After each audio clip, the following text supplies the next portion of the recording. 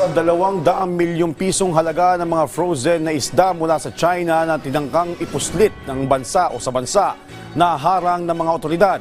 Naturang mga smuggled na isda posibleng gamitin sa pagmamanipula ng presyo ayon sa Department of Agriculture. Si Vel Custodio sa sentro ng balita. Mga frozen fried taro sticks, sweet potato balls at assorted food products ang inaasahang laman ng 19 na shipping containers na ito sa Port of Manila. Pero pagbukas ng mga kahon, ibang mga produkto ang bumungad.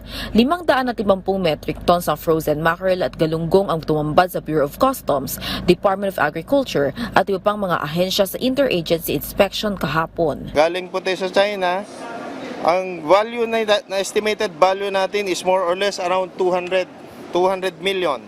January 21 nakarating sa Manila South Harbor ang mga shipping containers mula China. 2 kumpanya ang consignee ng misdeclared products na parehong naka-address sa Binondo, Manila. Nilinaw naman ng DA na hindi sa West Philippine Sea hinuli ang mga naturang isda. Ayon sa DA, maaaring paraan ito para manipulahin ang presyo ng isda sa merkado, lalo't katatapos lang ng 3 buwan na fishing ban. Well, kung nakalusot ito, then pupunta sa merkado, malamang yung smugglers, hindi na nila ibababa yung presyo Dahil they will try to make maximum profits for their risk Pasok ito sa bagong Anti-Economic Sabotage Act, no? Talagang hahabulin namin ng Bureau of Customs at ng FDA itong mga perpetrators na to at we'll bring them to justice.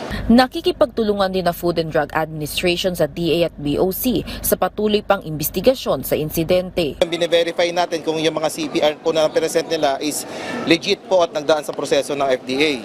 Pagkatapos sa seizure and detection ng BOC, ilalapit naman ang mga kontrabando sa DA para suriin kung ligtas kainin ng mga misdeclared frozen products.